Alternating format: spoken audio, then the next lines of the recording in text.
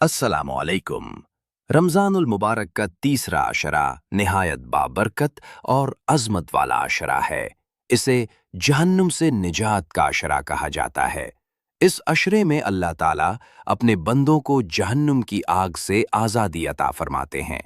नबी करीम सल्लल्लाहु अलैहि वसल्लम जब रमज़ान का आखिरी अशरा आता तो इबादत में पहले से भी ज़्यादा मेहनत फरमाते, रातों को जाग कर इबादत करते और अपने घर वालों को भी इबादत के लिए जगाते थे। इसी आखिरी अशरे में एक बहुत अजीम रात भी आती है जिसे शब कद्र कहा जाता है। कुरान में बताया गया है कि शब कद्र 1000 महीनों से बेहतर है।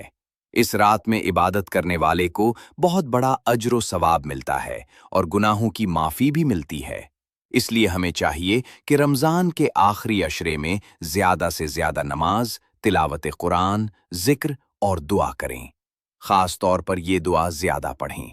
अल्लाहुम्मा इन्नका अफ़ुव्वुन तुहिब्बुल अफ़्व फ़अफ़ु अन्नी। तर्जुमा: ए अल्लाह, बेशक तू मुआफ़ करने वाला है और मुआफ़ी को पसंद करता है, बस मुझे भी मुआफ़ फरमा। आइए हम सब इस कीमती वक्त की कद्र करें और अल्लाह ताला से अपने गुनाहों की सच्ची तौबा करें। वीडियो अच्छी लगे तो लाइक, कमेंट, शेयर और सब्सक्राइब ज़रूर करें।